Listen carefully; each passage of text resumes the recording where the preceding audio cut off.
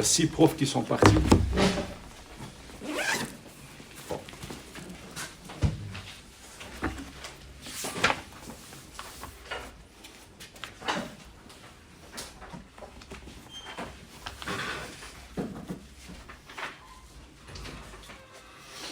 أعوذ بالله السميع العليم من الشيطان الرجيم بسم الله الرحمن الرحيم الصلاة والسلام على سيدنا رسول الله سيدنا حبيب الله سيدنا خير خلق الله عليه وعلى آله وصحبه وكل من والاه بعد السلام عليكم ورحمة الله تعالى وبركاته. Dans les cours de Usul al-Fiqh, on a commencé à parler sur les premiers principes dont le savant s'inspire. On a dit la première chose dont on tire le commandement, c'est le Coran. Et la deuxième chose, c'est la Sunna. Et ensuite, on a le consensus sur les raisonnements par analogie. Donc, on va un peu revenir sur le Coran. J'aimerais bien un peu le détailler. Et parler dans ce contexte-là de ce que c'est les sciences du Coran. Qu'est-ce qu'on appelle par les sciences du Coran? Ulum al-Qur'an.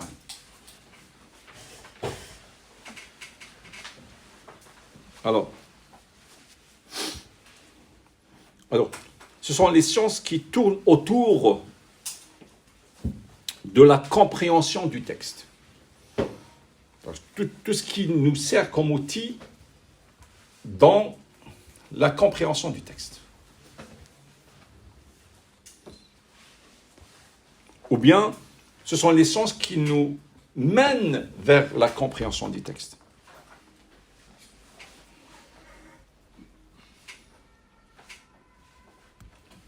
Alors, comme par exemple la science du tafsir. La science du tafsir, c'est une science à part entière. C'est la science de l'exégèse.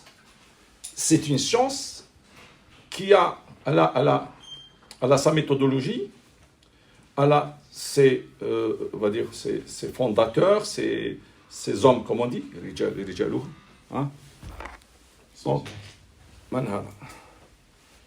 on a cette science-là, elle a ses hommes, les spécialistes du tafsir.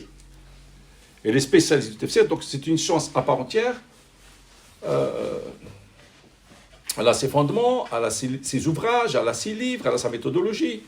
Ce n'est pas n'importe qui va faire l'exégèse. Comme aujourd'hui, ils te ramènent un hadith, ils te disent, voilà, le prophète sallallahu alayhi wa sallam a dit ceci, cela. T'as pas la capacité de comprendre le hadith. Et tu n'as pas la capacité de comprendre le tafsir, le texte lui-même. Tu ne peux pas le comprendre. On ne peut pas le comprendre. Parce que le Coran, pour sa compréhension, nécessite plusieurs sciences. La première science, à savoir la science de la langue arabe. Tu ne peux pas comprendre le texte si tu n'as pas la maîtrise des sciences de la langue arabe. On ne peut pas dire la science de la langue arabe, mais les sciences de la langue arabe. Ce sont une vingtaine de sciences à peu près. Les sciences de langue arabe, c'est une vingtaine de sciences. La grammaire, c'est une. La rhétorique, c'est une. Et arabe, c'est un. Le bayan, le ma'ani, isti'ara. Alors, c'est pour cela que ce n'est pas de donner à n'importe qui de faire l'exégèse d'un verset. Il faut connaître le verset quand il a été révélé, pourquoi il a été révélé, savoir s'il s'agit d'un verset qui a été révélé à la Mecque, c'est un verset qui a été révélé. Est-il un verset abrogeant? Est-il un verset relatif ou absolu? Est-il un verset spécifique ou général?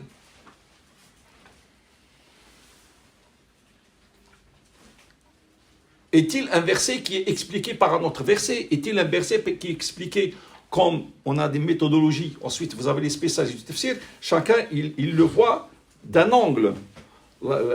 L'imam Suyuti, par exemple, et l'imam Tabari, et la méthodologie de l'imam Ibn Kathir, c'est de faire l'exégèse du tafsir à partir d'un ensemble de hadiths. Donc, on a ce qu'on appelle tafsir bil ma'thur.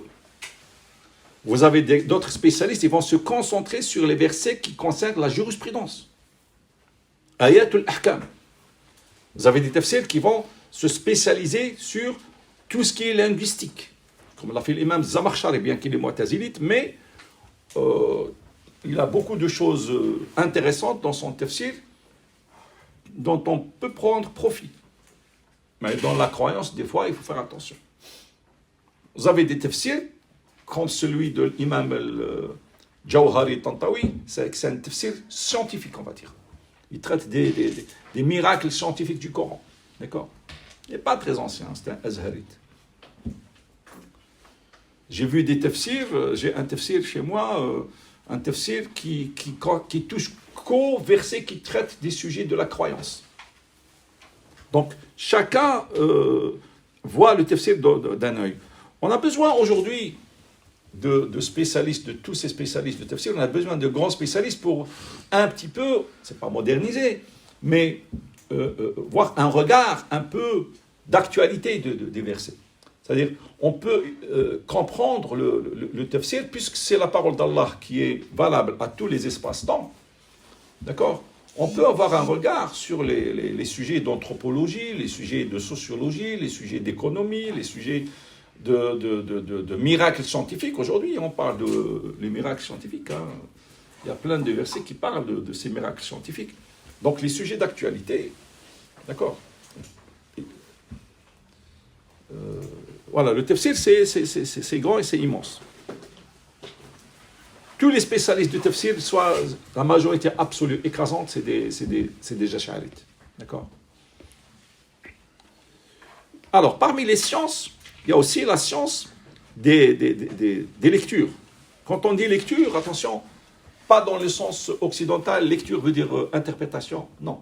Lecture, c'est la façon de lire. La façon de lire le Coran. Et quand on dit la façon de le lire, le Coran, il a été révélé par plusieurs lectures. Mais ce ne sont pas des lectures qui divergent. Non, elles sont toutes authentiques. Bien sûr, on a des lectures shadha. Shadha, c'est-à-dire qui n'ont pas été rapportées d'une façon authentique. Donc, on n'a pas le droit, non seulement de les réciter pour prier, ni d'étirer des commandements de faire de jurisprudence. Mais, comme ce sont des récitations qui nous ont été rapportées, mais les chaînes de transmission ne sont pas, on va dire, n'ont pas atteint le degré de... Ils ne sont pas notoires, mutawatira. C'est-à-dire qu'ils n'ont pas été rapportés d'une façon très authentique. Donc on les apprend, on les connaît, mais ce n'est pas pour tirer des commandements, ni pour réciter, on les garde. Par contre, les 7 lectures connues, il faut, surtout pour celui qui fait l'exégèse, il doit les connaître. Ensuite, on a... Alors, ces lectures-là, je vous ai toujours posé la question, le prophète lisait à partir de quelle lecture? Cette question piège. Le prophète, il lisait le Coran avec quelle lecture? De Hafs ou de Warsh? Ou bien Qambul ou Hamza ou tu as l'embarras du choix là? Warsh. Même Hafs, qu'est-ce qu'il a fait? Il a inventé une lecture. Tu es très nationaliste. Parce que Warsh, il est de chez nous. Warsh, c'est un surnom à lui, parce que comme il était rouquin, il a des points comme ça. Les gens maintenant, ils vont dans les magasins spécialisés pour le... Warsh, il est d'origine comme ça.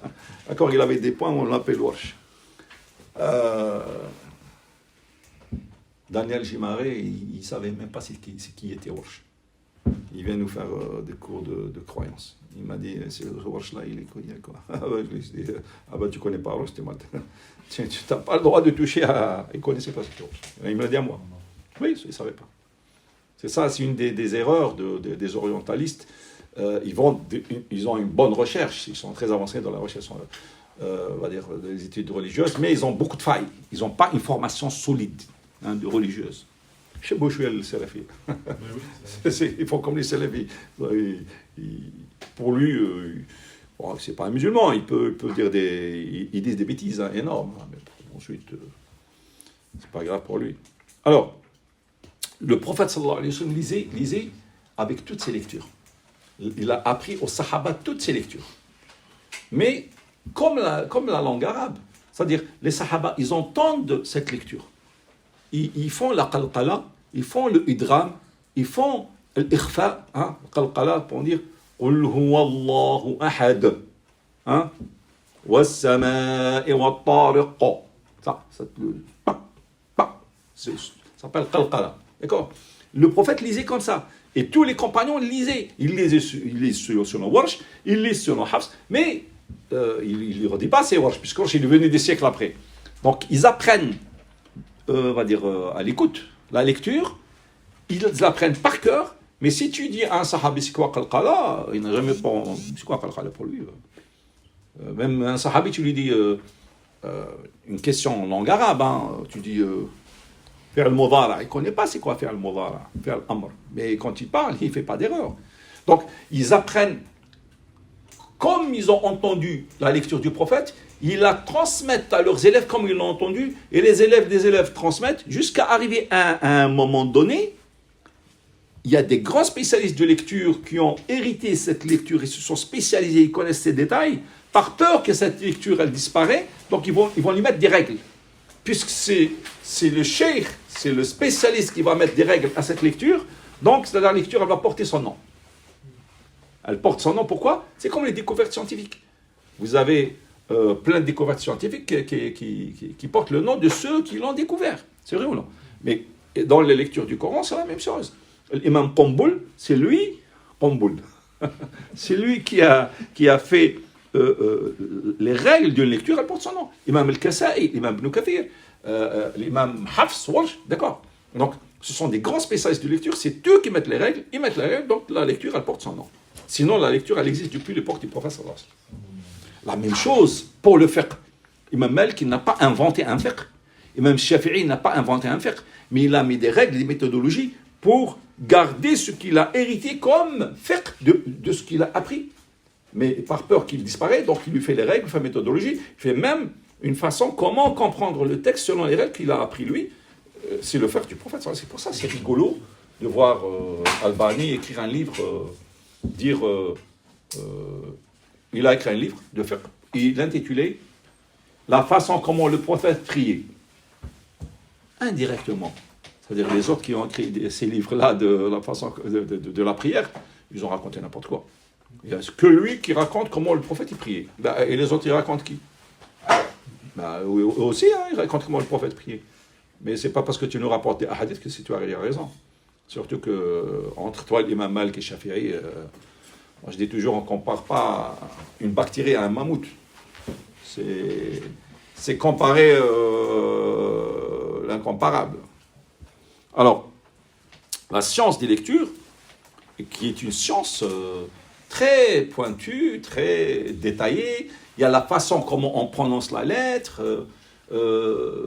C'est des récitations. D'accord? Si Qaloun, par exemple, il dit Wahwa. Wahwa. Il ne dit pas Wahwa. Par exemple. D'accord? Entre Hafs et Warsh, dans le Fatiha, Hafs, il dit Maliki Yawmiddin. Ça. Et Warsh, il dit Maliki Yawmiddin. D'accord? L'autre, il fait prolongement, l'autre, il ne le fait pas. Et ainsi de suite. Bon. On a une autre lecture, une autre science du Coran. Cette science-là, ça s'appelle, en arabe ils disent Ar-Rasm al-Uthmani. Alors si on traduit, c'est-à-dire c'est la façon comment le Coran a été écrit. C'est pour ça qu'ils utilisent le mot rasm, ce qui veut dire dessin. C'est comme s'ils dessinent la lettre. D'accord? Parce que chez les spécialistes de la langue arabe, et même les spécialistes du Coran, ils nous disent, attention, il y a deux écritures, on ne peut pas les prendre comme exemple d'écriture. Deux écritures. Le Coran et la poésie. Dans la poésie, tu peux, pour des raisons, pour ça, équilibre le poème, un mot, tu tu le casses, d'accord, pour que ça rime, pour que ça tombe, d'accord. Parce qu'ils ont des règles, des awzan. Le Coran, la même chose. Le Coran, t'as des fois rahmati, ou rahmati, c'est le ta, elle est fermée, et t'as des fois rahmati où c'est ouvert. Bibakka, c'est pas bimakka. Donc le Coran, il a sa façon d'écrire, sa façon comment il a été écrit. Donc moi j'ai connu un cheikh, subhanallah, on lisait le Coran dans les tables, le Louha. Ouh là là, il était dur, il nous corrigeait le Coran dans les fins de détails d'écriture. Il réécrit le Coran du début jusqu'à la fin, il le réécrit c'est-à-dire, parce que le Coran, il a une façon d'écrire. Alors pour les points sont venus plus tard. À l'époque des prophètes, il n'y avait pas de points. Le fa et le qaf, c'est débrouille-toi, c'est toi qui dois savoir qu'il s'agit de fa ou qaf. Fa, c'est un point, qaf, c'est 2 points. Le ba, c'est un point en dessous. Je ne sais pas si c'est un ba, un ta, un fa. Mais en tant qu'arabe, lui, dès qu'il voit le mot, il sait de quoi il s'agit. C'est vrai ou non? Mais les points, ils sont venus plus tard, à l'époque de l'Hajjaj. Le Hajjaj, le grand tyran, là. C'est là, les ulama de son époque, c'est eux qui ont mis les points pour détailler la lettre par peur que les gens ne prononcent pas bien. Donc on a mis des points. Ensuite, l'écriture, elle a évolué. Mais l'écriture, on va dire, Uthmani, pourquoi on l'appelait Uthmani, Rasm al-Uthmani? Façon polo, Uthmani, nisbatan li Uthman ibn Affan. Parce que c'est l'époque de Sidna Uthman, c'est à l'époque de Sidna Uthman que tout le Coran il a été rassemblé et écrit dans un seul livre. Donc l'opération, elle a commencé déjà à l'époque de Sidna Abu Bakr Siddiq, après que le prophète a rejoint son Seigneur. Il y avait un sahabi, il a dit au Sidna Abu Bakr Siddiq, il a dit, moi, parce que le Coran n'était pas écrit dans un seul livre. Donc les compagnons, ils le connaissent par cœur, mais l'écriture dans un seul livre, un il a une page, l'autre il a 3 pages, l'autre il a une table, l'autre il a sur un pot la peau de mouton ou de chèvre. Donc c'était, chacun il a des versets, il a des sourates, etc. Mais le rassembler, l'écrire, tout dans un seul livre, le prophète il l'a pas fait. Alors, imaginons, c'est une lourde responsabilité. On va faire quelque chose que le prophète n'a pas fait. D'accord? Et ça, c'est un argument très fort que ce n'est pas tout ce qu'il n'a pas fait le prophète qu'on va faire derrière lui, c'est bid'a. At-tarku, laysa bid'a. Le fait que le prophète n'a pas fait une chose et qu'on va faire après lui, ce n'est pas une innovation. Il faut que cette chose, si on fait une chose que le prophète n'a pas fait, qui se contredit avec les fondements de la charia, ça c'est innovation. Mais ça ne se contredit pas avec les fondements de la charia, ce n'est pas innovation. Parce que les salafis voient l'innovation partout. D'accord? Tout est innovation pour eux. La plus grande innovation, c'est eux. La plus grande innovation, c'est ils n'ont pas hésité, c'est eux. Est-ce que vous avez compris? Donc, Sidna Uthman ibn Affan, à l'époque de Sidna Abu Bakr Siddiq, quand il était le calife, il a commencé à rassembler tous les textes qui sont chez tout le monde. Ils ont commencé Sidna Omar ibn Khattab, il a continué le travail. Et c'est l'époque de Sidna Uthman que tout a été, on va dire, rassemblé dans un seul livre, et par consensus. Tous les sahaba étaient d'accord sur ce texte. Que personne ne vient nous chanter aujourd'hui, comme on entend les orientalistes, ou bien on a quelques, entre guillemets, pseudo-musulmans que j'ai connus dans un colloque à l'école des hautes études, où on a des gens, ils viennent, ils disent, ouais, mais c'est des histoires... ça y est, ça fait 15 siècles que ce texte, vous pouvez chanter jour et nuit, personne ne vous écoute, on veut, il y a des gens qui veulent remettre en cause le texte qu'on a entre les mains. Oui, on a découvert avec machin. Il y a une étude qui est faite par une femme qui n'est même pas musulmane, elle est d'Irlande, sur les textes, vous savez, carbone, on utilise le carbone pour revenir aux anciens textes. Il faut que je revoie cette publication qui prouve l'authenticité du Coran qu'on a entre les mains sur des textes très anciens, très originaux. Sayyidina Uthman ibn Affan, après avoir réuni tous les sahaba, tout le monde est d'accord que ce qu'on a écrit est le Coran révélé au prophète sallallahu alayhi wa sallam avec cette écriture, parce que le prophète, il avait des gens spécialistes, des sahaba spécialistes d'écriture. Il ne dictait pas à n'importe qui. Il dictait à des gens, vraiment, ils étaient à peu près, ceux qui disent 15 à 17, hein, entre 12 et 17. Sahabi parmi eux, c'est Muawiyah, que les chiites attaquent jour et nuit. C'était quelqu'un qui n'était pas fiable. le prophète ne lui aurait pas donné cette lourde responsabilité d'être parmi ceux qui écrivaient le Coran.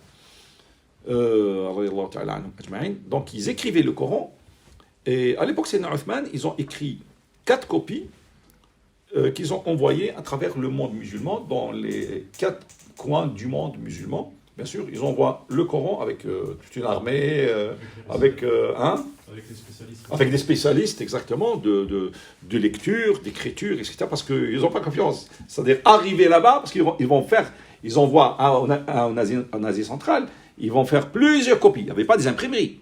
Donc il s'assoit, le spécialiste, le grand cheikh, le sahabi qui est là, et tous les sahabas qui sont avec lui, ils vont ramener ceux qui écrivent. Ils vont écrire, ils vont vérifier ce qu'ils ont écrit. Et chaque copie, il faut vérifier la copie de la copie de la copie. Parce qu'on a besoin d'envoyer à tout le monde. D'accord? De la façon d'écrire et de la façon de prononcer, et aussi de l'exégèse, etc.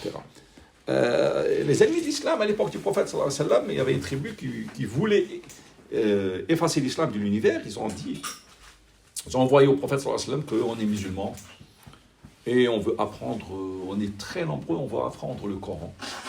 Envoyez-nous vos plus grands spécialistes pour qu'on soit des bons connaisseurs du Coran, mémorisateurs. Le prophète, il a envoyé 70 compagnons. 70 compagnons des meilleurs récitateurs et qui écrivaient le Coran al-Karim. Ils les ont reçus, ils les ont tous tués. Ils les ont tous massacrés. Les 70 sahabas sont morts. Dans leur intérêt, ils disent, tiens, on a tué tous ces sahabas qui connaissent le Coran al-Karim, le Coran il va disparaître. Inna nahnu nazzalna dhikra wa inna lahu lahafidun. Allah subhanahu wa ta'ala dit dans le Coran al-Karim, nous avons fait descendre le Coran, le dhikr c'est le Coran, wa inna lahu lahafidun, c'est nous qui assurons, nous garantirons sa protection. Personne ne pourra le falsifier.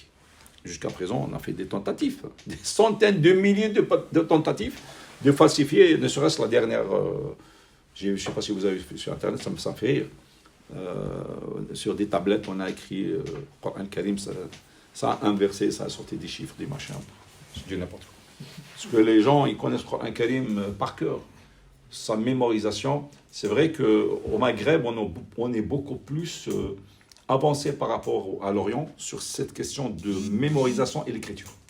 En Orient, il y a des gens qui apprennent, mais pas comme chez nous. Au Maghreb, on est beaucoup plus assidus sur les petits-enfants. Tout le monde apprenait dans les zaouïas, etc. Et même l'écriture. En Orient, on n'écrit plus sur les tables. Mais chez nous, le Coran, on l'écrit. Tablette, exactement. C'est ça. En Orient, c'est sur le Coran. Mais chez nous, tout le monde l'écrit. Et je me rappelle, nous, on écrivait même sur la table, on l'écrit de ce côté-là, on écrit le Coran, et de l'autre côté, on écrit le fiqh. On apprenait par cœur le fiqh comme on apprenait le Coran al-Karim. Le Mukhtasar Khalil al-Alfiyat ibn Malik, ou bien on les mémorisait comme on était jeunes, on n'avait pas cette philosophie horizontale qui nous a pourri l'esprit, mais il nous disait, Cheikh Bilkbir, moi je me demandais, parce que le matin, il nous donnait beaucoup de citrouilles. On mangeait la citrouille, on mangeait le qara, non, qara. Courgettes, les courgettes. Je dis, tous les jours, ils mangeaient ça. Et ensuite, le cheikh, il nous a dit, c'est bien pour la mémorisation. Il leur donne à manger mélangé avec des soupes, machin, etc. Ils mangeaient beaucoup de protéines aussi avec ils mangeaient le foie, beaucoup de fois le matin. Le matin, hein, c'était ça, breakfast à l'anglaise. Là-bas, c'est du thé, pas de café. Donc, avec du miel, avec de ksra, j'ai du vrai bio, hein, de toute façon. Et subhanallah, ça aidait énormément pour la mémorisation. Et je ne comprenais pas, moi je rendais visite à mon cheikh. J'avais un cheikh Mouloud, je lui rendais visite. À chaque fois que je lui rendais visite, il me donne une grande citrouille. Moi je ne comprenais pas. Et j'avais honte parce qu'elle faisait demi-mètre et je marche comme. J'avais honte. J'étais jeune et chaque fois que je vais le voir, il me donne une. C'est plus tard que j'ai compris que ça c'est bien pour la mémorisation. Et je lui dis, est-ce que je peux la couvrir? Tu imagines, cette citrouille. Dans le quartier, tout le monde dit, d'où il sort celui-là? On dirait un bazooka que tu marches. Alors je la couvre avec un journal, mais tu vas beaucoup rire, hein, c'est une grande citrouille. Lui, il a toujours des citrouilles chez lui. Et c'est bien donc pour la mémorisation, j'ai compris plus tard. Alors,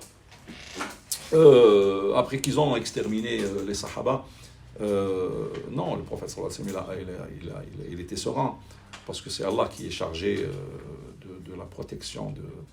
Alors, ouais. Alors, parmi les autres sciences, la science des ilm i'jaz al-Qur'an, la science du i'jaz, c'est-à-dire c'est le défi du Coran, ou bien on va dire le défi coranique. Rappelez-vous, quand le prophète sallallahu alayhi wa sallam reçoit la révélation, il a défié les gens de Quraysh, qui étaient des grands spécialistes de langue arabe. Hein, c'était grands maîtres de la langue arabe, ils connaissaient, ils faisaient des poésies de 300 vers, 400 vers. Et vous savez, c'est des gens, tellement ils étaient forts dans la poésie, il peut te sortir une poésie, une centaine de 200, 300, 400, 500 vers, sur place. C'est selon les circonstances. Ils voient quelque chose, alors ils gagnaient de l'argent. Ils allaient dans un souk à l'époque de Quraysh, ça s'appelle souk al-Ukav. Souk où les poètes ils sont là, ils attendent que des notables venaient. Dès qu'il y a un notable, il se met debout, il lui donne il fait de la poésie. Oh, toi, le grand soleil. Tu vois, il lui donne. Et l'autre, il prend un peu d'or, allez, il lui donne. Même à l'époque des califes, hein, il y avait des califes qui alors il y avait un poète quand même, j'ai oublié mon nom. Il a écrit une poésie, subhanallah, tellement ces gens-là étaient forts. Et lui, il n'aimait pas ce calife-là, il n'aimait pas, mais il a dit, attends, on va gagner de l'argent, mais on va lui faire un coup. Il a écrit une poésie qui lui fait des éloges. Vous savez, la langue arabe, ça se lit de droite à gauche. Vous êtes d'accord avec moi? Il lui a fait cette poésie, l'autre, il était très content. Mais quand il est parti, il a pris l'argent, etc., il lui a dit, dites au calife de la lire de la gauche à droite. Quand tu la lis de droite à gauche, c'est des éloges, mais quand tu la lis de gauche à droite, c'est une critique. Regardez tellement ils étaient forts, ces gens-là. Alors, l'I'jaz, le Coran défie les gens de Quraysh de ramener ne serait-ce 10 versets. Ensuite, il les défie de ramener ne serait-ce un verset dans la force linguistique, dans la force syntaxe, dans la force de la façon comment il rime, de l'information qu'il ramène. Parce que quand même, c'est un texte où il y a de la jurisprudence, il y a de l'histoire, il y a de la croyance, il y a des informations qui concernent les animaux, il y a qui concerne l'au-delà, qui concerne les djinns, qui concerne les prophètes, mais tout est fait d'une façon, on va dire, rimée et fort, très fort linguistiquement.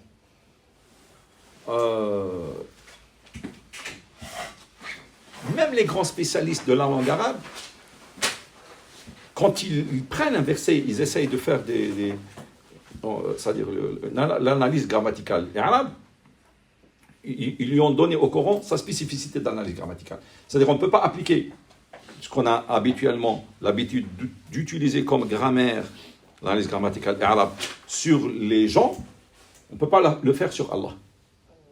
On ne dit pas parler d'Allah, c'est-à-dire c'est-à-dire celui qui encaisse la chose. D'accord. Donc ils ont une grammaire spécifique pour le Coran.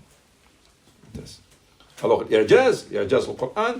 Ensuite, cette question du I'jaz, le défi qui a été lancé par le Coran al-Karim à l'époque, même Baqlani, il a un très très bon livre sur cette question du I'jaz, I'jaz au Coran al-Karim, 2 tomes. Donc, c'était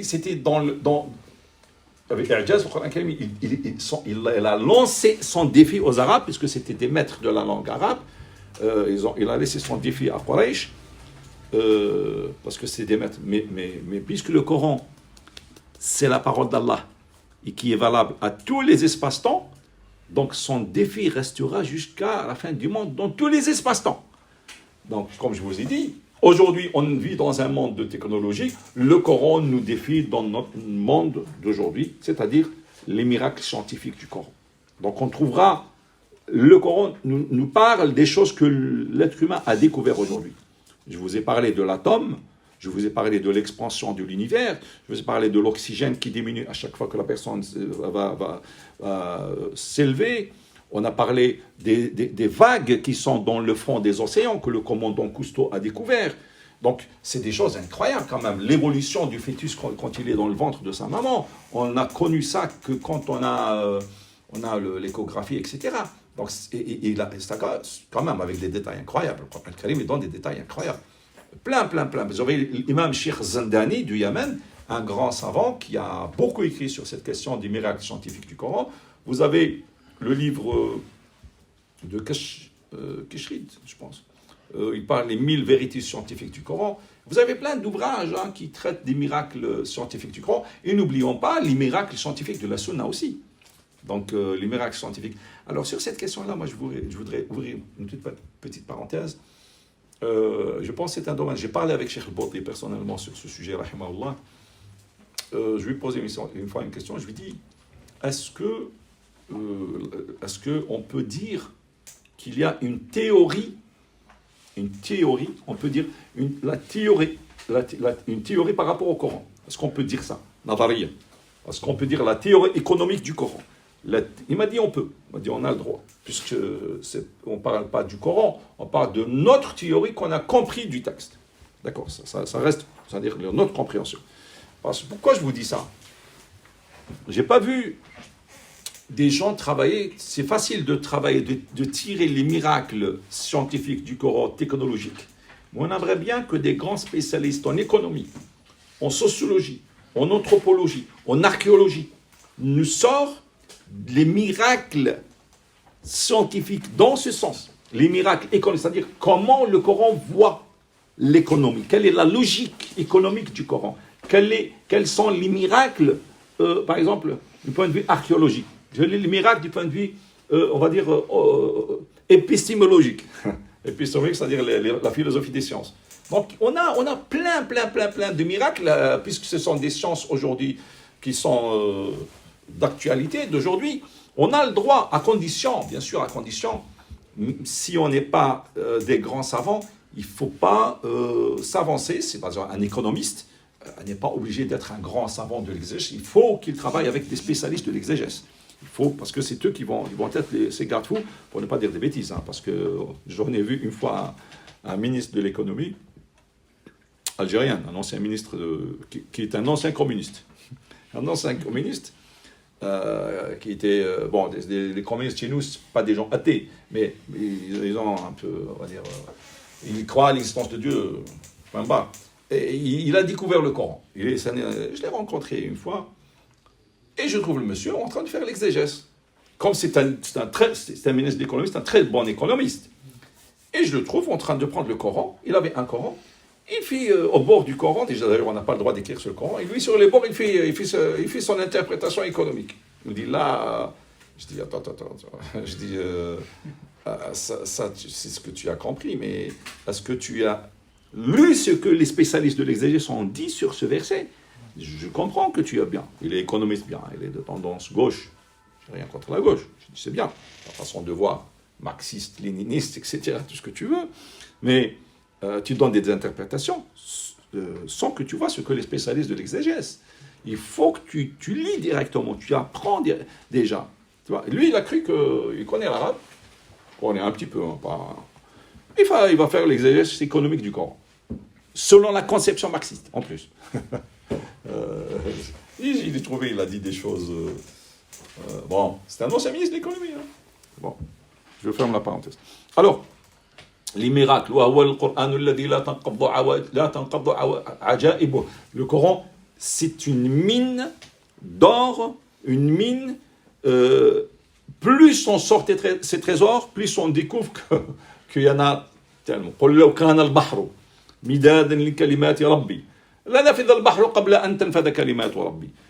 D'accord, Allah nous parle de cela.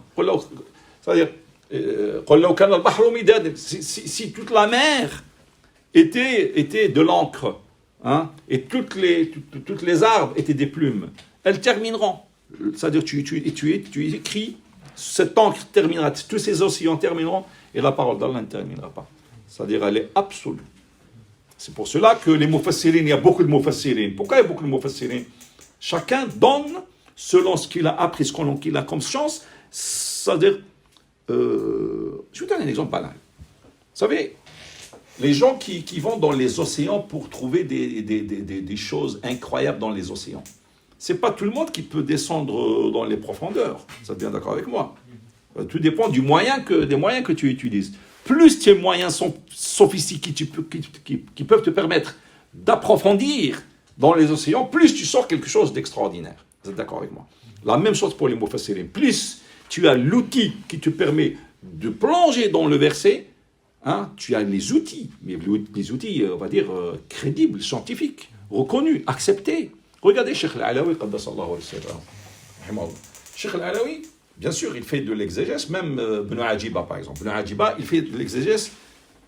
Tous les versets que Ibn Ajiba traite, un grand soufi marocain, il donne le tafsir du texte, dans l'exégèse, d'une façon, on va dire, connue par les mufassirin. Ce qu'on trouve chez Qurtubi, ce qu'on trouve chez Ibn Kathir, chez Tabari. D'accord?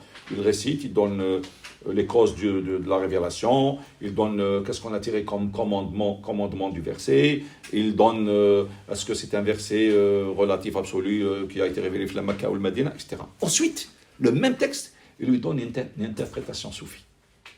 Rien à voir. C'est-à-dire, il va te sortir des trucs que c'est subhanallah. D'accord? Il s'appelle comment? Ibn Ajiba. Alors, Cheikh Al-Alawi, la même chose. Cheikh Al-Alawi, il va beaucoup plus loin que cela. Il avait l'intention de faire le tafsir de tout le Coran. Malheureusement, il n'a pas pu faire tout le Coran. Cheikh Al-Alawi, dans son tafsir, Al-Bahr al-Masjour, fait tafsir le Coran bi Mahd al-Nour. Alors, il dit, chaque verset, je vais lui donner 4 degrés d'interprétation. 4 degrés de tafsir. Un tafsir qui est comme celui qu'on trouve chez les grands mufassirin, celui de Qurtubi, de Ibn Kathir, de Tabari, qu'on connaît, hein, les tafsirs qu'on connaît. Ensuite, il dit, il va approfondir, deuxième, c'est-à-dire première vitesse, ça c'est le tafsir, il passe le même verset, il va donner, il dit ça concerne les ulama, que les grands savants qui vont comprendre cette interprétation. Ensuite, il passe au 3e degré. Il dit ça, c'est destiné aux saints. C'est les awliya, les grands saints qui vont comprendre ce que je dis. Et il passe à l'étape 4e vitesse, 4e interprétation du même verset. Tafsir au sir al-sir, il dit le secret du secret. Déjà, 3e, c'est déjà un secret. Alors que le secret du secret. Subhanallah. Il y a un hadith du prophète sallallahu alayhi wa sallam qui dit لِكُلِّ آيَةٍ حَدٌّ وَمَطْلَعٌ وَبَاطِنٌ وَظَاهِرٌ. Où le prophète sallallahu alayhi wa sallam dit chaque verset, il dit Cheikh Al-Alawi, il démarre de ça. Il dit chaque verset, il a un début et une fin, et il a c'est-à-dire un sens littéral et un sens profond. Donc on a 4 sens. D'accord? C'est-à-dire le sens du début, c'est-à-dire qu'est-ce que le verset veut nous dire. Ensuite, qu'est-ce qu'on tire comme leçon, d'accord, début et la fin, et le sens littéral, que tout le monde comprend, et le sens profond. Cheikh Al-Alawi, là, regardez ce qu'il a écrit dans Tafsir Surat al-Asr, je ne sais pas si ça a été traduit en français ou non, vous regardez de ce qu'il a écrit sur Surat al-Waqi'a ou Surat al-Rahman, c'est quelque chose d'extraordinaire. Comment déjà les soufis dans leur tafsir, on a des tafsirs, on appelle ça tafsir al-Ishari. C'est les soufis, on appelle ça tafsir al-Ishari. Alors, le tafsir d'Ibn Arabi qu'on trouve aujourd'hui, les chercheurs que j'ai rencontrés qui sont spécialistes d'Ibn Arabi, ils ont dit c'est pas de lui. C'est pas son style. Alors, le tafsir d'Ibn Arabi de quelques versets, on peut les trouver dans les Futuhat al-Makkiyya. Futuhat al-Makkiyya, un ouvrage qui s'appelle je ne sais pas comment on interprète, comment on dit en français Futuhat al-Makkiyya, les ouvertures mécoises ou quelque chose comme ça, qui est de 16 tomes. 16 tomes. C'est un ouvrage de 16 tomes. J'ai lu le premier tome par chaîne de transmission d'un cheikh syrien jusqu'à Ibn Arabi. Donc je le rapporte par chaîne de transmission jusqu'à Ibn Arabi, et juste le premier tome qui parle de tawhid, etc. Alors, tafsir Ibn Abbas, par exemple, attention, il n'est pas de lui. Vous allez trouver un tafsir qui se vend Le Miqbas, Tafsir ibn Abbas, non, c'est pas de lui. Il n'est pas rapporté par chaîne de transmission. Le Tafsir ibn Abbas, c'est l'exégèse de Sayyidina Abdullah ibn Abbas qui se trouve chez les différents Tafsirs. On le trouve chez Tabari, on le trouve chez Ibn Kathir, on le trouve chez Qurtubi, parce qu'eux, ils ramènent cette parole de Sayyidina Abdullah ibn Abbas par chaîne de transmission. Mais un livre de Tafsir ibn Abbas, c'est un compagnon. Il a écrit... faut être sérieux quand même. Alors, les miracles scientifiques, il y a beaucoup de choses à dire. Alors, j'ai rencontré... Vous savez que je vous ai dit que chaque année, les musulmans se rencontrent avec les grands spécialistes de la charia, avec des grands spécialistes... ils préparent des sujets du monde scientifique, des mathématiciens, des archéologues, des médecins, tout ce que vous voulez, pour parler des miracles scientifiques du Coran et de la Sunna. Alors, ces grands spécialistes musulmans des miracles scientifiques, ils font très attention. J'ai parlé avec un d'eux qui est, lui, il est économiste, mais il travaille avec eux. Il m'a dit, on fait très attention parce que, malheureusement, les publications, je n'ai pas vu en français, j'ai vu un peu sur Internet, ils sont bien, mais les colloques, ils sont publiés soit en arabe, soit en anglais, surtout. En français, je n'ai pas trouvé. Et chaque colloque, vous avez 2-3 grands ouvrages comme ça, qui parlent des miracles scientifiques, les nouvelles théories. Alors, il m'a dit, ce monsieur, ce cheikh, il m'a dit que une fois qu'on a une découverte scientifique vérifiée d'une façon sûre et absolument sûre. On est sûr que, parce que des fois on nous dit une chose, ensuite après disons ah non, on s'est trompé. Non, découverte scientifique, et ça y est. Il n'y a personne qui va nous dire que la Terre aujourd'hui elle est plate. Parce que déjà les gens ils sont sortis, ils l'ont vu. Donc il faut que il y a même des gens ils étaient sur orbite, ils ont vu la Terre qu'elle est ronde. Donc il m'a dit qu'on a une fois qu'on est sûr et qu'on sait que le verset ou le hadith, il m'a dit, regardez le secret des hadiths faibles.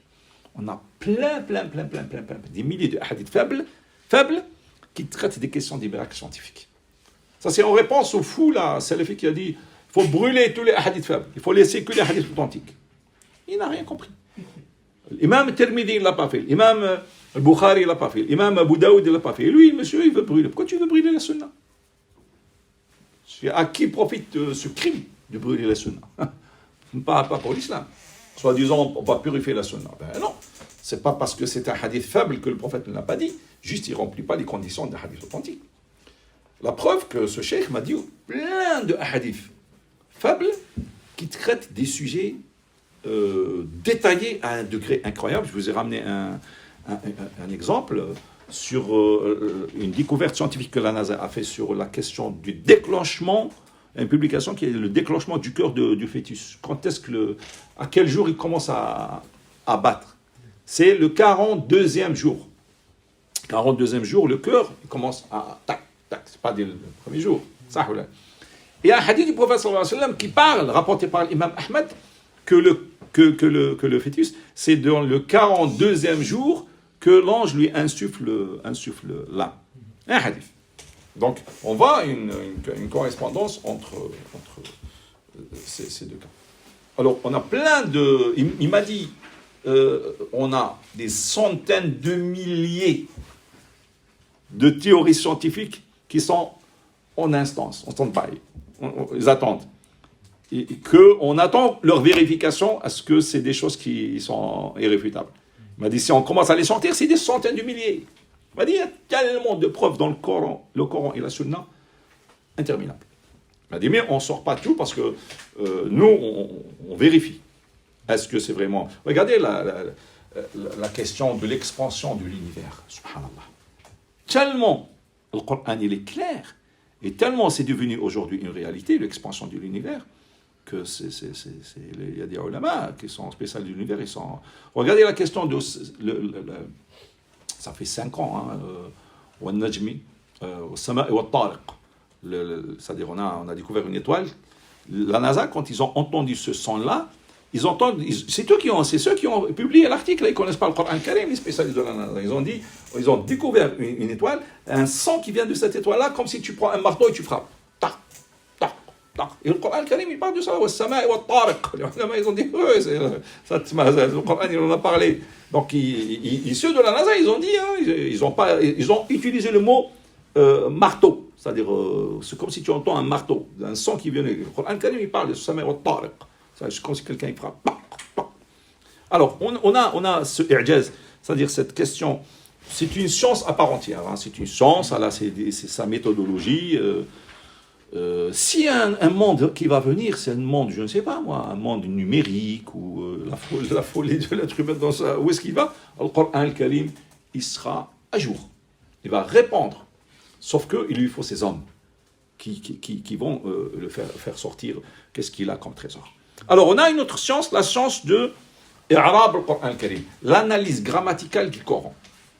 Alors, l'imam Suyuti, un jour, il a dit, je voulais écrire un livre que personne n'a écrit, je voulais écrire, c'est-à-dire dans une science où personne m'a précédé. Il voulait faire l'analyse grammaticale, I'rab al-Qur'an al-Karim. Déjà, Bismillah ar-Rahman ar-Rahim, tu vas faire le I'rab, alors. Soit Bismillah ar-Rahman ar-Rahim ou bien la hawla wa la quwwata illa billah. Quand on faisait les Arabes, je me rappelle, dans la Zawiya, c'est laisse tomber. Et Suyuti, il voulait faire l'Arab, il a trouvé, il y a des ulama qui l'ont précédé. Ils ont déjà fait l'Arab du Coran al-Karim. Quand il a vu comme ça, il a dit, je vais faire l'Arab de Musnad de l'imam Ahmed. Allez, il est allé faire l'Arab du Musnad. Tout un livre de hadith, des tomes, il va lui faire l'Arab, l'analyse grammaticale. Alors, et ainsi de suite, de différentes sciences. On a la science du Nasr et Mansour, la science de l'abrogé abrogeant.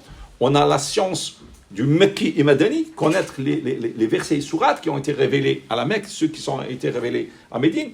On a la science de savoir quels sont les versets qui ont été révélés à la nuit, quels sont les versets qui ont été révélés le jour.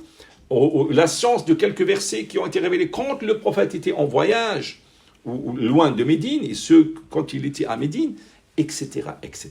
Donc on a les sciences du Coran, il y a des sciences du Coran. Alors, on a des livres qui traitent de ces questions-là, des sciences du Coran. On en a beaucoup, hein. Je peux vous citer les plus connus. On a celui de l'imam Zarkashi, les sciences du Coran de l'imam Zarkashi. On a, comme je vous disais tout à l'heure, les miracles du Coran de l'imam al-Baqillani. Alors, ouais. On est celui de Suyuti, il s'appelle un parmi les grands sur l'imam Suyuti, subhanallah.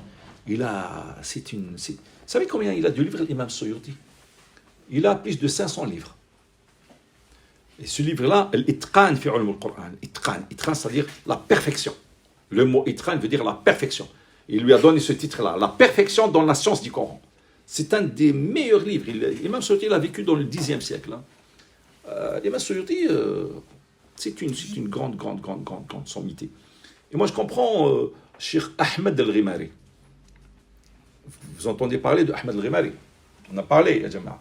Hein? On a dit au Maroc, on a deux grandes écoles contemporaines spécialistes du hadith, des grandes sommités. On a les Kattani et les Ghimari. Les Ghimari, ils sont 5 frères. Le plus grand, le plus âgé, il s'appelle Ahmed. C'est le plus savant parmi ces 5 frères, il est le plus âgé d'ailleurs, et les plus savants dans la science du hadith. Sinon, le plus savant au solfège, dans le fiqh, et dans le tafsir, etc., c'est Abdullah al-Ghimari. D'accord? Je ne rapporte pas de lui directement. Je ne l'ai pas rencontré, Cheikh Abdullah al-Ghimari. Je n'ai pas eu la chance, mais je rapporte de ses élèves, surtout Sayyid Cheikh Saïd Mamdouh, un grand savant du hadith qui est toujours vivant. Un jour, je l'appellerai. Je ne sais même pas si j'ai son numéro de téléphone chez moi. Un jour, je l'appellerai, Inch'Allah, et on profitera de ces doigts. Je ne me rappelle pas que si j'ai... Attendez, je vais voir si j'ai son numéro de téléphone. Je vais pour la baraka, on va essayer de... je ne sais pas si c'est dans l'autre téléphone. Allah a'lam. C'est son numéro. Ah, il est là. Je vais essayer de l'appeler et essayer de voir sa baraka. Je vais dire, on est en train de parler de lui. C'est mon cheikh, c'est mon cheikh en sens du hadith. Je le fais souvent pour avoir la baraka, mais j'espère qu'il est quelle heure d'ailleurs? Là, il est 5 heures, il y a 2 heures entre nous. J'espère qu'il me répondra. Allez, on va vous faire profiter un petit peu.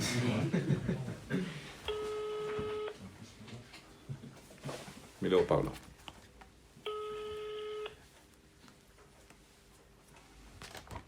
C'est pas le de prière.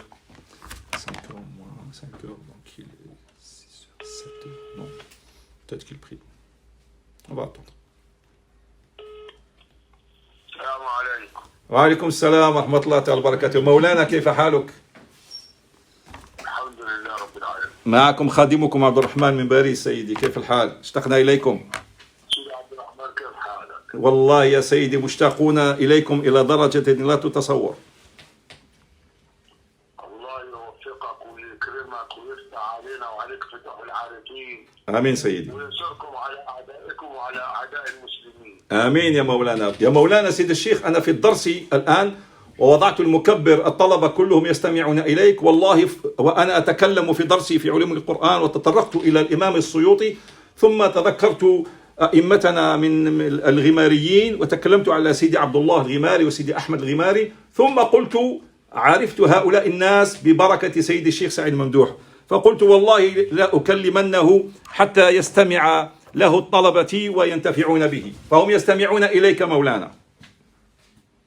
بسم الله الرحمن الرحيم، الحمد لله والصلاة والسلام على رسول الله الإمام الحافظ الصوفي المتفنن العلامة جلال الدين عبد الرحمن بن أبي بكر السيوطي الشافعي الشاذلي المتوفى سنة 911.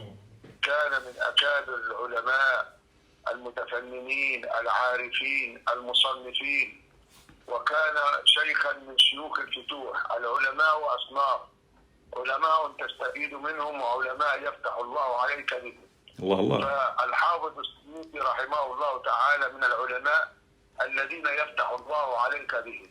وأنا أطلب من الإخوة إن شاء الله تعالى أن يخصصوا كتابا من كتب الحافظ السيوطي ليقرأوها. نعم سيدي. وكتب الحافظ السيوطي في فنون كثيرة، في الحديث والتفسير وعلوم القرآن. نعم مولانا، نحن بصدد الكلام عن كتاب الإتقان مولانا. وكتاب الإتقان في علوم القرآن الحافظ السيوطي هذا كتاب جليل عظيم، وهذا الكتاب اختصره السيد محمد بن علوي المالكي ما شاء الله. وهناك يعني تنبيهات كتبها سيد عبد الله بن الصديق سماه الإحسان في التعقيب على الإتقان. هذه مطبوعة طيبة جدا. ما شاء الله. طالب العلم يعني الذي يعتني بالإتقان ينبغي أن يقرأها إن شاء الله تعالى. أمين. فتح الله عليكم. مولانا أنا تطرقت سامحني سيدي، تطرقت للعلامة السيوطي وكنت أتكلم عن انتصار شيخنا سيدي أحمد الغماري للإمام السيوطي رحمه الله. صح. كان سيد أحمد انتصر عندما كان المناوي يتعقب السيوطي في المداوي القدير شرح الجنة القدير. نعم. كان السيد أحمد ينتصر للسيوطي ويقول هو أعده كشيخ من شيوخي. ما شاء الله. يعني السيوطي له يعني حقيقة له الغماريون لهم تعلق كبير. الله الله. بالحافظ السيوطي، وعنده كتاب رسالة طيبة تأييد الحقيقة العلية وتشييد الطريقة الشاذلية. نعم مولانا. هذا طبعا تبع سيدي عبد الله بن الصديق الغماري. ما شاء الله. الحافظ السيوطي هذا قدس كبير الله الله. وواحد علم، وربنا ينصرنا به أمين. إن شاء الله وينفعنا به ويكرمنا بأسراره أمين. وأنواره. وحصلت لي معه كذلك، أنا حصل لي معه ما شاء الله. أنوار وأسرار الله الله. وأفكار. ما شاء الله. رضي الله عنه وأرضاه. يا سيدي. جزاكم الله خير على التعرف بهذا العالم الجليل. الحمد لله. والله يا سيدي نحن نحمد الله أن عرفنا بكم، وأننا التقينا بكم، وأخذنا وربطتمونا بالسلسلة الغمارية وأسانيد أهل الله إلى رسول الله فهذا كله ببركتكم الفضل منكم ولكم يا سيدي. لا يا مولانا الفضل منكم ونحن خدامكم وسامحنا يا سيدي إن أثقلنا عليكم. سلامنا لجميع الإخوة. يسمعون إليك وهم خاشعين يستمعون إليك وهم خاشعين. فتح الله عليك.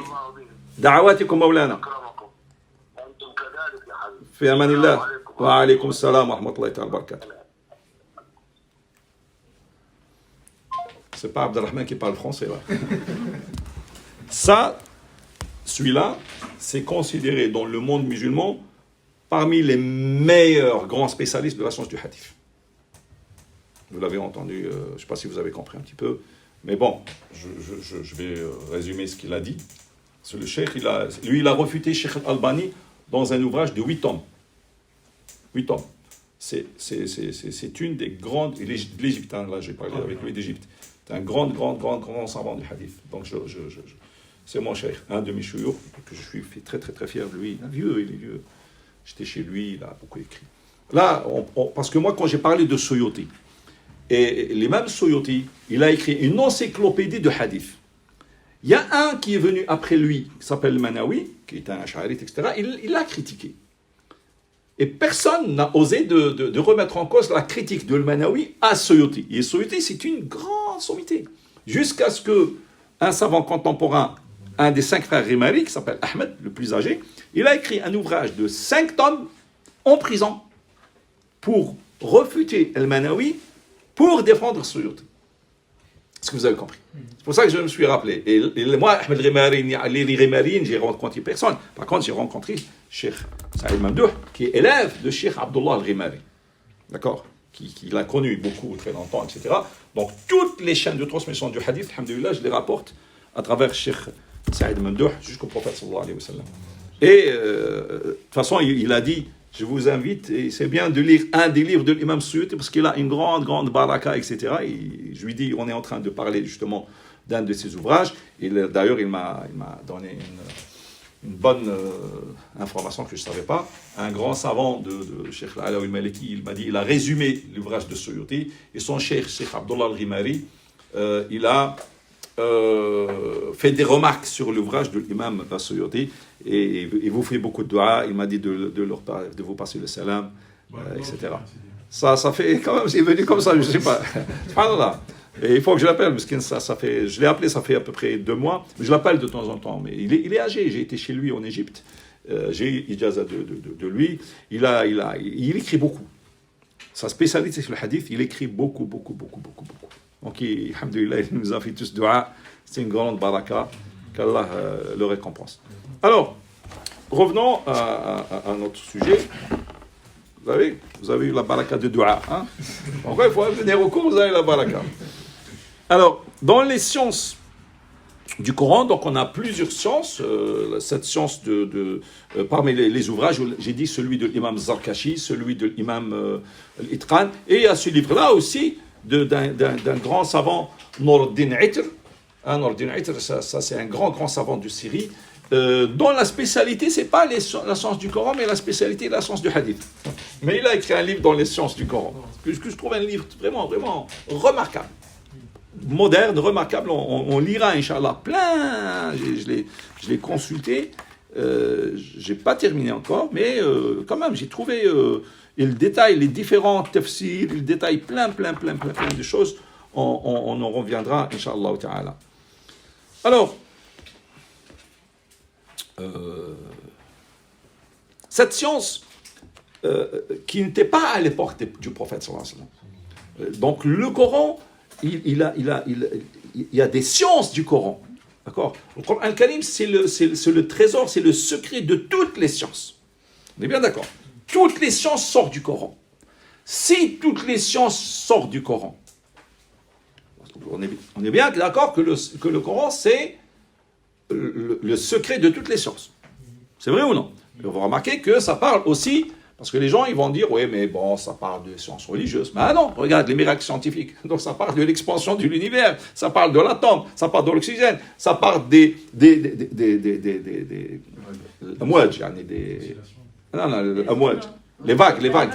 Les vagues, ça parle des vagues dans le fond des océans, vous imaginez? Si le prophète sallallahu alayhi wa sallam qui a écrit ça, le prophète sallallahu alayhi wa sallam, il vivait où? Il vivait, c'était un marin. Il vivait où? Il vivait dans le désert. Il n'y avait pas de mer. Il avait peut-être une fois quand il voyageait. Donc ce n'est pas un connaisseur de la mer, entre guillemets.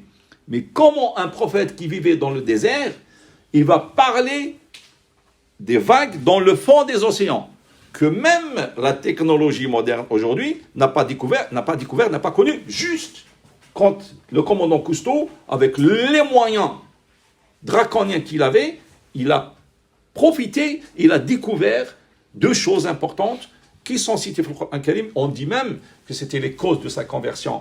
Je ne suis pas sûr, hein, mais on dit qu'il s'est converti à cause de cela. La première chose, ce sont ces vagues au profond des océans qu'il a découvert, et quand on lui a dit, mais écoutez, c'est cité dans le Coran Karim, il était sous le choc. Comment ça, c'est cité dans le Coran Karim? C'est pas possible. Le texte qui existe depuis 14 siècles, et ils ont dit oui. Et la deuxième chose, Maraj al-Bahrayni yaltaqiyan, baynahuma barzakhun la yabghiyan, dans Sourate Ar-Rahman, où il a découvert qu'à un moment donné, il a découvert une mer où il y a l'eau salée et l'eau douce, et elle ne se mélange pas. Elle ne se mélange pas, et ils ont dit, mais ça c'est cité dans le Coran Karim, que Allah parle qu'il y a une mer où on trouve l'eau salée et l'eau douce, elle ne se mélange pas, parce que Allah il a dit qu'il y a c'est-à-dire il y a quelque chose qui les sépare sans que vous le voyez. Allah, il a appelé ça barzakh. Donc ça peut être quelque chose de magnétique, ça peut être, on ne sait pas, mais le Coran Karim on a parlé, ça l'a choqué, on dit que c'était la cause de sa conversion. Wallahu ta'ala a'la wa a'la. Donc, le Coran Karim, il regorge d'immenses trésors qui sont interminables. Alors, comme je vous ai dit, les Sahaba, ils avaient une compréhension des versets. Ils avaient une compréhension des versets, et c'est le plus qu'il y avait le savoir. Allahumma, le prophète sallallahu alayhi wa sallam a fait dua à Sayyidina Abdullah ibn Abbas. Il lui a dit Allahumma faqihhu fi din wa allimhu at-ta'wil. Oh Allah, donne-lui la connaissance, le fiqh. Le fiqh, c'est la compréhension. La définition du fiqh, c'est la compréhension. Un fiqh, faqaha, fahima, il a compris. Faqihhu fi din, dans la religion. Wa allimhu at-ta'wil. Donne-lui l'interprétation. Ta'wil. Les salafs, ils disent on ne veut pas du ta'wil. Le prophète, il fait dua pour Sayyidina Abdullah ibn Abbas pour le ta'wil. Les autres ils disent ta'wil, c'est anti-aqida. Anti-aqida, le prophète il fait des choses anti-aqida. Donc une fois, les Sahaba ils étaient en groupe, et il y a le verset que vous connaissez parmi vous, hein, j'imagine, Sourate An-Nasr. Idha ja'a nasrullahi wal fath wa ra'ayta an-nasa yadkhuluna fi dinillahi afwajan fasabbih bihamdi rabbika wastaghfirhu innahu kana tawwaba. Donc dans ce verset là, dans cette sourate, c'est-à-dire ça parle des musulmans, le jour ils rentreront en force à la Mecque parce qu'ils vont ouvrir Mecca, etc. C'est-à-dire gloire à ton Seigneur qui a fait ceci, cela. Donc les Sahaba, ils ont compris ça. Ils ont compris parce que littéralement, c'est ce que ça se dit. Mais les Sahaba, les grands Sahabas, tels que Sayyidina Abu Bakr as-Siddiq, tels que Sayyidina Abdullah ibn Abbas, tels que Sayyidina Omar ibn Khattab, ils ont compris qu'il y a un message qu'Allah veut nous faire passer. C'est que le rôle du prophète sallallahu alayhi wa sallam, il est terminé. Donc, c'est un message qui va rejoindre son Seigneur. Et Sayyidina Abu Bakr as-Siddiq, Sayyidina Omar ibn Khattab, il a dit, est-ce que vous avez compris ce que j'ai compris? Sayyidina Abdullah ibn Abbas, il a dit oui, j'ai compris la même chose. Bien qu'à l'époque, il était jeune. Sayyidina Abdullah ibn Abbas, il était très jeune. Il a dit, j'osais pas dire parce que j'étais devant des gens âgés, des gens grands, des sahaba, qu'est-ce que j'ose dire? Mais il a dit, j'ai eu la même compréhension. Et le prophète sallallahu alayhi wa sallam n'est pas resté longtemps derrière. Après cette révélation, il a rejoint son Seigneur. Donc ce sont des gens qui voient des choses dans le Coran que d'autres personnes ne voient pas, mais c'est pas parce qu'ils vont faire la philosophie, c'est qu'Allah leur a donné de la lumière dans leur cœur. Et ils ont de la lumière dans leur cœur, donc ça leur permet de comprendre les messages. Et les messages d'Allah, ils sont partout dans l'univers, mais surtout Al-Karim. Donc, on a plein d'ouvrages. On a un ouvrage de l'imam Ibn al-Jawzi qui s'appelle Funoun al-Afnan fi Ulum al-Qur'an. Ibn al-Jawzi qui est mort en 597 de l'Hégire. Ibn al-Jawzi dans le livre, très très beau livre qui refute la croyance salafi, il est hanbalite. Alors on a celui de l'imam Zarkashi, imam Zarkashi qui est mort en 794, à savoir Al-Burhan fi Ulum al-Qur'an. Et on a l'ouvrage dont on parlait avec Cheikh, celui de l'imam As-Suyuti qui s'appelle Al-Itqan fi Ulum al-Qur'an, qui est, lui, il est mort en 911. Alors, on a parmi les ouvrages, on va dire un peu contemporains, Manahil al-Irfan fi Ulum al-Qur'an, Abd al-Azim al-Zarqani. On a Al-Madkhal ila Dirasat al-Qur'an de Abu Shahba. Et on a Al-Bayan fi Ulum al-Qur'an de Abdul Wahhab Ghazlan. On a un livre très important d'un savant contemporain, malheureusement libanais, qui a été tué. On ne sait pas jusqu'à aujourd'hui, on ne sait pas, il est mort ça fait une vingtaine d'années, on ne sait pas qui l'a tué. Un grand spécialiste dans le hadith et le Coran, ça s'appelle Mabahith fi Ulum al-Qur'an, c'est-à-dire des recherches, des exposés. Dr Subhi Salih, rahimahullah. On a un livre de Sheikh al-Bouti, qui s'appelle Min Rawa'i al-Qur'an. Rawa'i, c'est-à-dire de très belles choses, hein, des innovations, des choses miraculeuses du Coran de Sheikh al-Bouti, rahimahullah. Et on a, comme je disais, ce livre-là de Sheikh Nordin Atr, Ulum al-Qur'an, les sciences du Coran. Inch'Allah, la prochaine fois, on va rentrer un petit peu, commencer à étudier un petit peu ces sciences du Coran. On va commencer par parler un peu de la révélation. Qu'est-ce que c'est que la révélation? Comment était la révélation? Et on avancera doucement, Inch'Allah ta'ala. On essaiera de détailler quelque chose qu'on n'a pas encore vu quand même, pour un petit peu refuter un peu la croyance salafi sur cette question-là du Coran, parce qu'ils sont mu'tazilites sur les questions du Coran pour les salafis, Ibn Taymiyyah et ceux qui l'ont suivi. Ils disent qu'il y a des passages du Coran qui sont créés. Nous, le Coran, c'est la parole d'Allah, c'est un attribut d'Allah. Il est éternel. Hein? C'est la parole d'Allah. Tous les attributs d'Allah sont éternels. Ils n'ont ni début ni fin. Mais eux, ils disent, comme les Mu'tazilites, ils disent qu'il a un début. On va en parler de cela, Inch'Allah. Donc, je vais me limiter à cela, Inch'Allah ta'ala. On étudiera beaucoup de choses. Hein? Comment il a été révélé par verset, comment le prophète recevait des versets, il ordonnait aux Sahaba d'écrire ce verset-là dans quelle sourate, comment les sourates ont été classées d'une façon, on va dire, qui l'a classé, c'est le prophète bien sûr, pourquoi il les a classés ainsi, on parlera de cela, Inch'Allah. Très intéressant, des choses qui concernent le Coran al-Karim, quand même, on devrait les connaître. D'accord? S'il y a une question, sinon on va terminer parce que le couvre-feu, il ne va pas tarder à nous, quand même.